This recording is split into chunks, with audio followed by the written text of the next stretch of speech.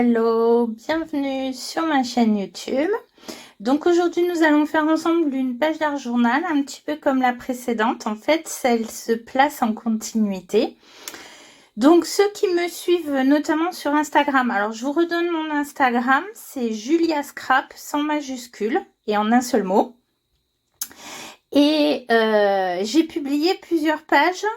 En fait, je suis partie de ces deux doudous de Chou Flower de la dernière collection Globetrotter. Donc l'exploratrice et l'aventurier que je surnomme Indiana Jones. Parce qu'il me fait beaucoup penser à lui, je pense que je suis pas la seule. En plus, le prochain film sort bientôt, donc voilà. Et comme je pars pas en vacances cet été, parce qu'on économise pour un autre voyage... du coup je crois que je compense un petit peu parce que je fais un périple. Alors je travaille sur ce papier aquarelle Fabriano Artistico en 100% coton grain nuage, donc d'un format 23 de haut par 30 et demi, et je pense que je plierai les pages en deux et que je les collerai dos à dos. Je ferai un carnet comme ça. Donc voilà. Donc voilà la première page qui est partie en fait d'un mix de la collection Globetrotter de Chou Flower et de la collection Un air tropical de la Fée du Scrap. Et donc là on a par exemple les doudous qui sont arrivés avec le train dans un paysage de jungle. Là, on voit le très beau cacatoès de la Fée du Scrap, le perroquet. Ça c'est les fleurs de kiwi de Chou Flower. La valise c'est la Fée du Scrap, etc. Donc voilà, les hibiscus aussi Fée du Scrap. Il y a quelques tampons feuillages qui viennent des ateliers de Karine. Le pochoir c'est un pochoir Fée du Scrap, etc. Donc je me suis bien amusée à faire cette page, même si ça a été très très long, parce qu'il y a beaucoup de détails. Il y a un travail de tamponnage avec des caches, de colorisation à l'aquarelle, au crayon de couleur aussi pour certains détails. Je suis revenue avec des néocolores, avec des encres distress, en tamponnage, avec les pochoirs, enfin voilà quoi. Mais je me suis bien amusée. Et du coup, voilà mes deux petits explorateurs. Donc je les imagine dans un pays de jungle, d'Amérique du Sud, je sais pas. Et ils se sont séparés pour aller, donc il y en a un qui est allé, plutôt une, un peu sur les sommets pour pouvoir admirer le lâcher de montgolfière. Donc voilà, donc là c'est une page tout en chou flower. On est toujours en travail sur les nuages et tout ça. Alors je raté certains passages, mais bon, je suis assez contente du résultat. Pendant ce temps, mon petit Indiana Jones est allé en bord de mer, donc admirer ce phare et le bord de mer. Donc là, voilà, donc ça c'est justement la page que je vous ai filmée et de la vidéo précédente. Donc si vous ne l'avez pas vue, n'hésitez pas, avec notamment un travail sur les aquarelles Isaro. Voilà, qui est une découverte. Celle-ci aussi, c'est une Isaro. Ensuite, ils se sont retrouvés toujours en bord de mer pour aller voir la ponte des tortues. Alors, en fait, j'ai des amis qui vivent en Guyane en ce moment et ils y sont allés. Donc, voilà, ça m'a un petit peu inspiré cette idée. Stéphanie, si tu passes par là, voilà. Donc là, il y a tout un travail d'aquarelle. Alors, j'aime beaucoup le travail des nuages ici. C'est une autre technique sur cette page. Et je trouve que c'est plus réaliste d'ailleurs. Donc, on va pas faire cette technique aujourd'hui, mais si jamais vous voulez voir, je me suis inspirée d'une vidéo de Hélène Creamy Trend. Si j'y pense, je vous la mettrai dans le descriptif de la vidéo. Si vous voyez que j'ai oublié, n'hésitez pas à me le dire en commentaire.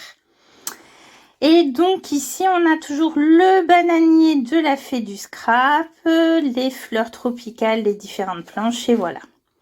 Et donc, ils vont continuer un petit peu leurs explorations, leurs visites. Et j'avais très envie de partir sous les fonds marins. Parce que, j'aime ça. J'ai beaucoup regardé Commandant Cousteau quand j'étais petite. Je pense que ça m'a marqué. Mais aussi parce que la Fée du Scrap a sorti pas mal de tampons non montés sur ce thème. Alors, il y a aussi une raie, mais que j'avais déjà faite sur une autre page, etc. Donc, je vais utiliser plusieurs planches pour créer, en fait, mes doudous. Je les vois pas avec leur tenue. Je les vois pas aller sous l'eau, comme... Donc, je me suis dit qu'ils allaient visiter un aquarium. Donc, on va créer un espèce d'écran d'aquarium et on va utiliser différentes planches. Alors, ces deux planches, notamment de Chou-Flower, donc celle-ci qui est de la collection nautique, hein, c'est ça?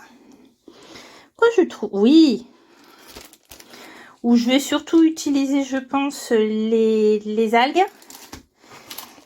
Sur celle-ci qui, elle, par contre, vient de la collection Forêt Enchantée, je vais me prendre les rochers. Alors, c'est une idée que j'ai piquée à une scrapeuse qui est sur le groupe de Chou-Flower. Il faudrait que je retrouve son nom, qui a fait une très très belle page. On va utiliser surtout, donc, je pense, la tortue de cette planche, donc de la fée du scrap qui s'appelle Tortue.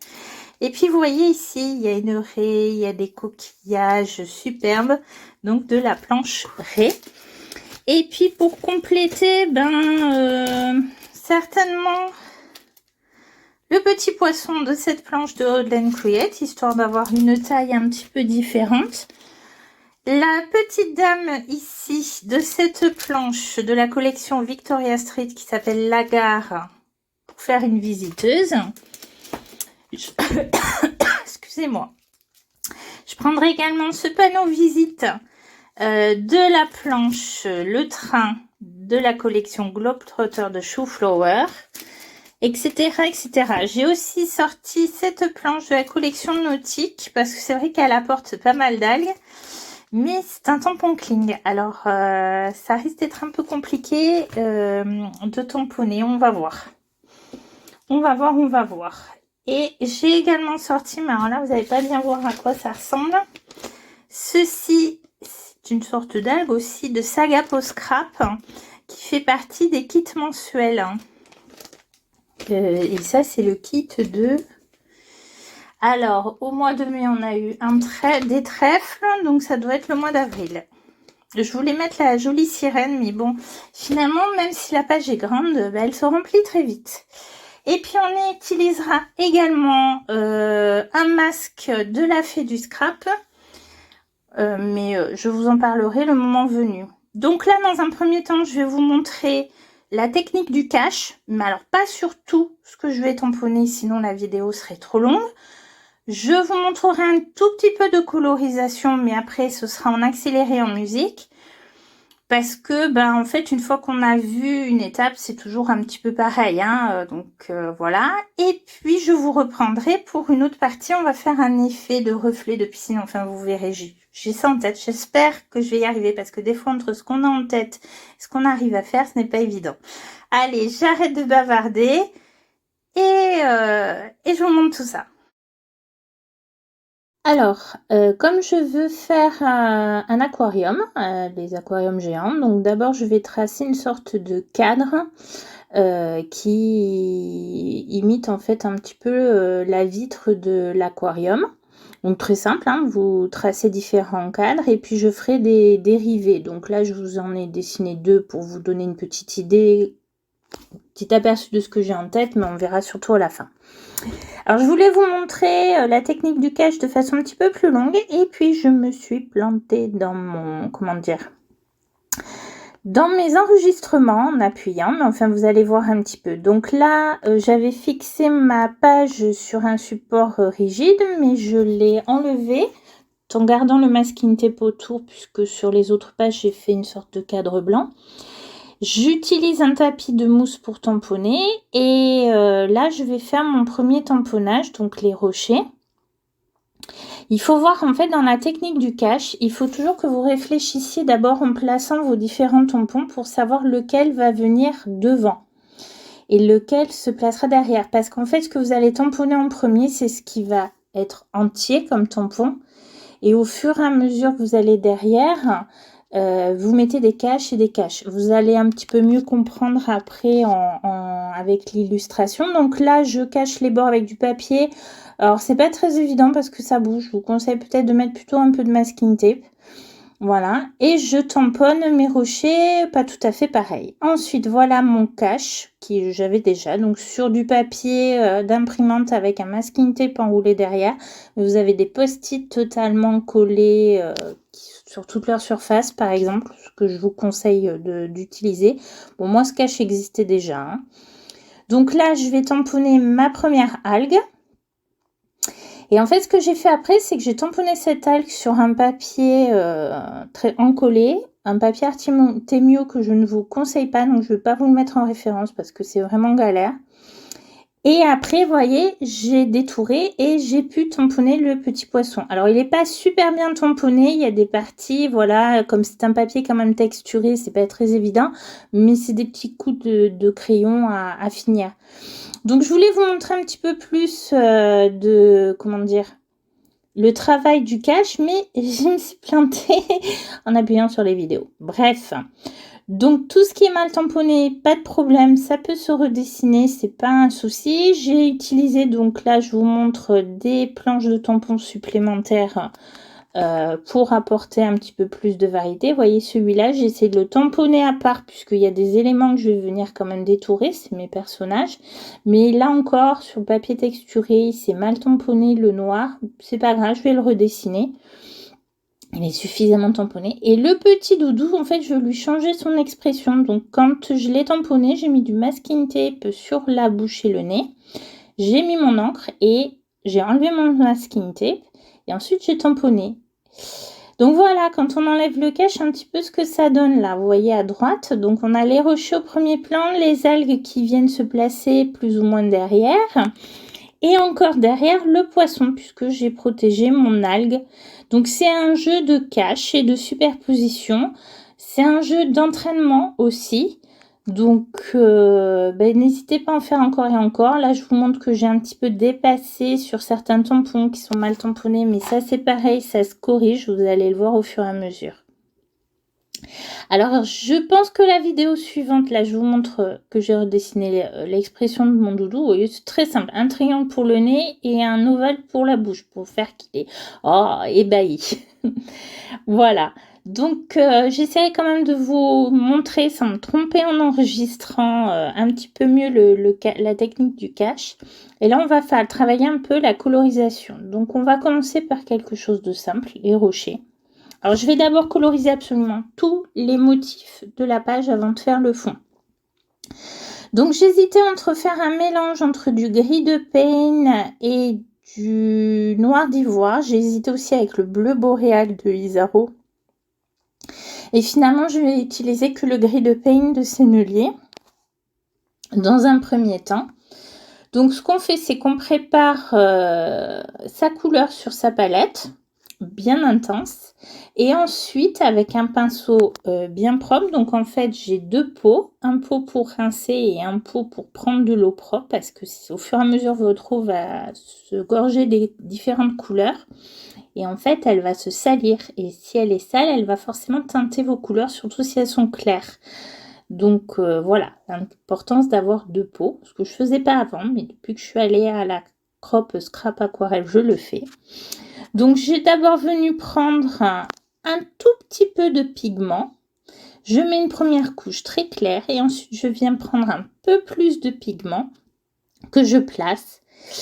Et ensuite, je rince mon pinceau, je l'essuie et je reviens flouter les bords. Et c'est là qu'il faut faire attention à la quantité d'eau qu'on a dans le pinceau. Si on a trop d'eau, on re-essuie, on revient, etc., etc. Et on va rajouter des couches et des couches comme ça, en tenant compte de l'ombre. Là, je veux que ma lumière arrive du haut supérieur droit de ma page. Et donc forcément, à gauche va se trouver les ombres, sans compter que les autres rochers peuvent faire un peu plus d'ombre, voilà. Donc au fur et à mesure, je rajoute des couches. Je suis sur un papier 100% coton, donc qui aime beaucoup travailler comme ça avec les couches, mais il fait aussi très chaud en ce moment. Donc même lui, il sèche vite, parce que j'utilise pas non plus énormément d'eau. Je travaille sur des motifs. Je travaille en ce qu'on appelle en mouillé sur sec, c'est-à-dire que mon pinceau lui est mouillé mais mon papier est sec. C'est différent de la vidéo précédente. Pour faire le ciel, par exemple, j'avais d'abord mouillé ma surface et ensuite j'étais venue mettre ma couleur. Là, c'est ce qu'on appelle du mouillé sur mouillé. Donc, vous voyez le travail des pigments, c'est la quantité d'eau, c'est ce qu'il faut faire. Attention, parce que, bon, alors là, ça zoome plus sur ma main que sur l'algue. Désolée. Je m'en rends compte en mettant ma voix off. En fait, si vous voulez, là je vous montre que j'utilise un pinceau fin. Donc on a par exemple dans cette catégorie avec une pointe qui reste bien pointue lorsqu'elle est mouillée, c'est par exemple les Tintoretto Perla, catégorie Perla, qui ne sont pas très chers. C'est des pinceaux synthétiques, c'est un bon rapport qualité-prix. Moi j'aime bien utiliser un pinceau que j'ai eu dans la boutique Etsy Douceur Colorée. C'est le même principe de pinceau et c'est différent des pinceaux à la vie qu'on se sert par exemple pour mettre des grandes surfaces et qui eux absorbent beaucoup d'eau et qui vont avoir une pointe qui risque de s'étaler en fait avec l'eau. Bon là j'en utilise pas sur cette page, donc voilà, j'utilise surtout ce pinceau qui garde une pointe assez ferme. Donc, je vous parlais du fait que le temps joue beaucoup sur le séchage du papier et de l'encre. Et là, on voit bien qu'en fait, je suis venue travailler mes algues assez vite près de mes rochers. Normalement, en arrivant à la base, l'indigo aurait dû fusionner avec le gris de peigne des rochers et il n'a pas fusionné. Donc, ça commençait déjà à sécher. Je vais travailler le petit poisson. Donc, j'utilise un jaune gomme-goutte de Sennelier. Je vais utiliser essentiellement les couleurs de chez Sennelier. Et même principe que pour les rochers, j'applique une couche assez claire. Et puis, je viens reprendre du pigment pour foncer un petit peu plus, pour intensifier mon poisson. Il ne faut pas oublier qu'en séchant, l'aquarelle s'éclaircit. Donc, des fois, on se dit, oh là là, je suis trop foncée, ça va pas le faire. Ben, pas du tout. Au contraire, selon l'effet qu'on veut à la fin, il faut rajouter encore et encore. Et en fait, c'est ça l'aquarelle. On revient encore et encore par couches superposées. On commence du plus clair, on va vers le plus foncé. On attend plus ou moins que ça sèche. Si vous avez peur de vous tromper, vous pouvez sécher au heat gun, etc. Et il n'y a pas de secret, il faut avoir quand même un papier qui réagit bien. Moi, j'ai pris du 100% coton. Vous avez des très bons papiers cellulose qui vont faire l'affaire. Il y a quand vous exerçant encore et encore, en faisant des fois des ratés, et même quand on a l'habitude comme moi, on arrive à faire des ratés, qu'on maîtrise. Donc, vous voyez, c'est pas bien compliqué. Et en fait, je vais travailler tous mes motifs comme ça. C'est-à-dire, je vais commencer d'abord par une couleur claire. Et je vais venir rajouter, soit quand la couleur précédente sera toujours, sera toujours mouillée pour que ça fusionne, soit on sèche ou on attend que ça sèche et on vient rajouter une couche. Là, j'ai voulu un petit peu intensifier mon poisson en lui mettant de l'orange de Saturne mélangé à mon gomme-goutte. Mais je trouve qu'il y en a trop.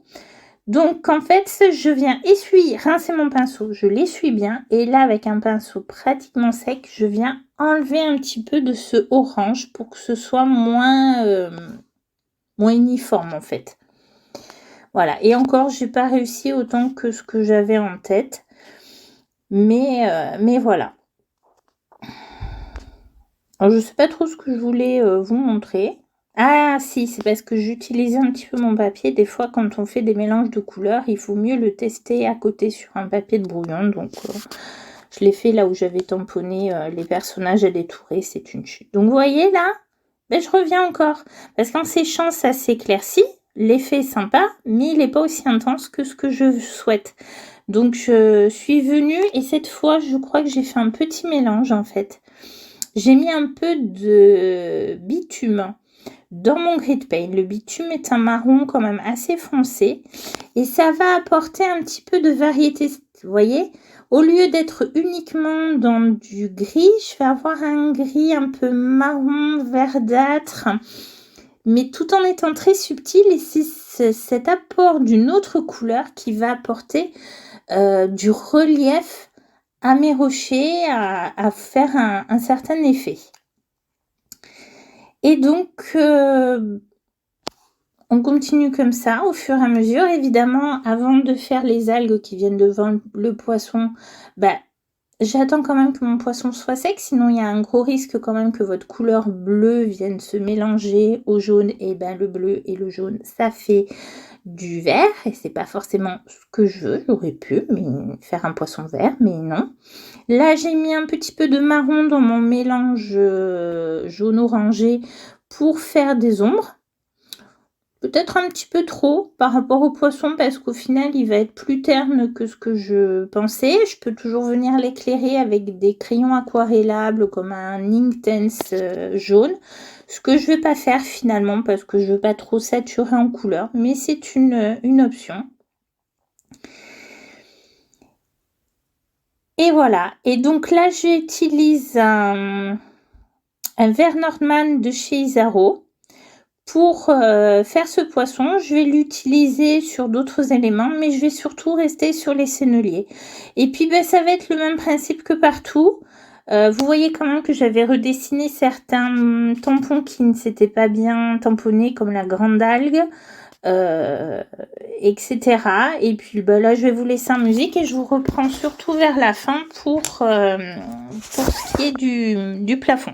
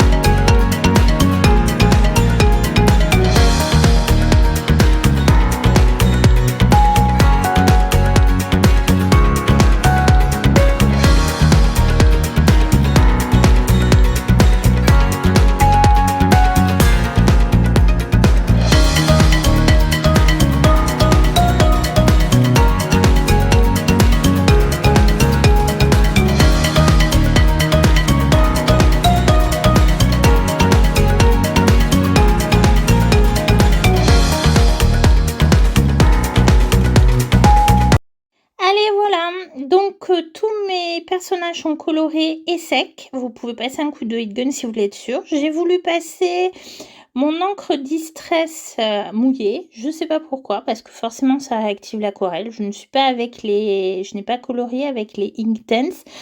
Les Inktense de Derwent ont la particularité, une fois qu'ils sont secs, mais bien secs, c'est d'être, imperméables. Ils ne bougent plus. Et là, j'ai bugué, j'ai fait une bêtise. Donc évidemment, j'ai remis un petit coup de heat gun parce que j'ai voulu aller vite. Et je vais surtout travailler à sec. Donc je passe une première couche assez légère de Salvage Patina, donc une Distress Oxine. Par endroits, je vais un petit peu plus intensifier. Donc je fais des cercles. Ça se voit pas bien parce que là, j'ai quand même beaucoup accéléré pour que la vidéo ne soit pas trop longue. Mais on fait des cercles où pas mal de mouvements en fait pour flouter le trait. Là, j'utilise un pochoir de la Fée du Scrap pour faire un petit effet de vague.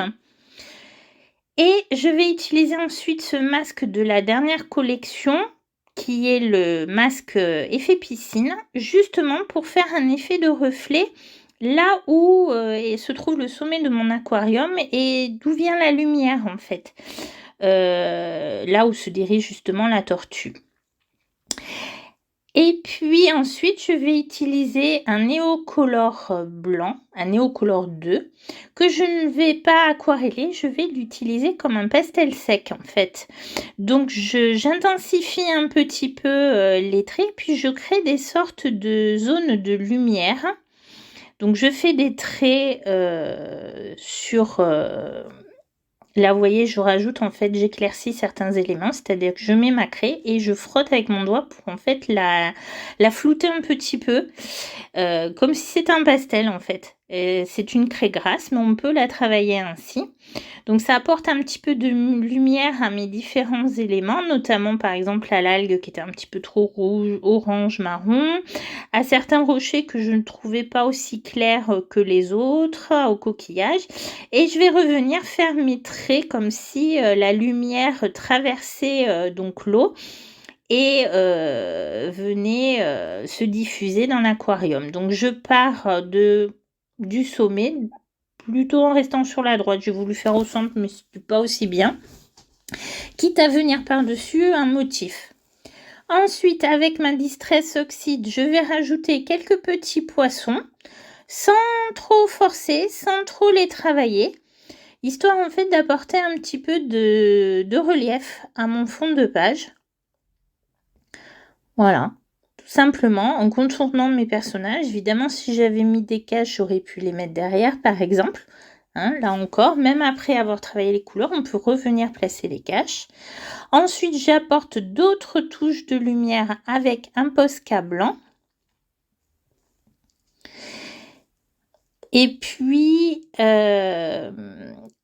donc là, c'est un petit peu au feeling, hein. Je vais très vite parce que j'ai l'habitude. On essaye de mettre un peu de lumière, notamment sur les yeux, par exemple. Hein, puisque dans les yeux, l'œil est vitré, donc il y a un petit reflet. Et ça apporte du coup tout de suite une note de vie à votre personnage. Et un petit peu de point blanc sur ces algues, là encore ça apporte un peu d'éclairage. Et donc quand j'ai fait ma petite bêtise là avec la Distress mouillée, j'ai j'ai un petit peu fait baver le bord de mon aquarium. Donc avec un Neocolor noir, je suis venue redessiner un petit peu. Cette fois par contre je l'ai aquarellé, je ne l'ai pas travaillé simplement à sec. Et bien sûr, je sèche bien et ensuite je vais faire le côté rivé. Vous voyez que je travaille aussi avec quelques crayons de couleur. Là, c'est des Derwent Chroma Flow. Je suis sur un papier très texturé, donc le crayon de couleur va avoir un petit peu du mal. Et l'avantage du Chroma Flow, c'est qu'il a une pointe assez tendre par rapport, par exemple, à un polychromos, donc pour pouvoir faire ce travail. Donc là, je fais mes rivets au feutre Alors, c'est un feutre waterproof de Faber-Castell, un feutre Pitt. Évidemment, sur la partie gauche, c'est très noir, on ne voit pas trop. Mais là, vous voyez un peu plus sur le clair. Je fais simplement des petits ronds, des petits points à distance plus ou moins égale. Alors, si vous êtes une adepte de la régularité, vous pouvez mesurer. Hein. Moi, c'est pas du tout mon style. Et pour vraiment faire le côté rivé, eh ben, je vais venir mettre un petit point juste à côté. Un petit point blanc, de Posca blanc. Et oui, parce que c'est un rond et qu'il va avoir forcément une petite surface qui brille. Alors évidemment, sur la gauche, je ne les ai pas vraiment fait parce qu'on ne les voit pas dans le noir, mais je fais quand même un petit point blanc, ce qui donne l'illusion qu'il y a bien ces rivets. Donc voilà un petit peu le travail. Il me reste à détourer les personnages, à venir les coller. Alors là, vous voyez que j'ai un petit peu débordé. Donc je vais utiliser toujours ma craie grasse, donc mon néocolor pour cacher un petit peu ma bêtise. J'ai ressouligné les bords de l'aquarium avec un trait noir assez fin. J'avais fait un petit ratage en haut à droite, mais j'ai mis de la craie blanche, j'ai mis du Posca, etc. Et du coup, on le voit que vraiment si on regarde de près, ou si on sait. Et là, je vais essayer de positionner mes personnages. En n'oubliant pas que le but est de faire un carnet. Donc, à un moment, les pages vont être pliées en deux pour être collées les unes aux autres. Et du coup, mon personnage de fille que je voulais mettre plutôt au centre pour qu'elle ressorte bien, je la décale un peu plus vers la droite. En fait, idéalement, c'est de se marquer les plis avec des petits traits de crayon. Savoir où ce sera plié en deux. Pour éviter de justement venir coller des éléments détourés. Parce que quand on va plier, même bien collé, ça risque un petit peu de coincer. Parce que ça fait beaucoup d'épaisseur. On est quand même sur du papier 300 grammes. Donc voilà.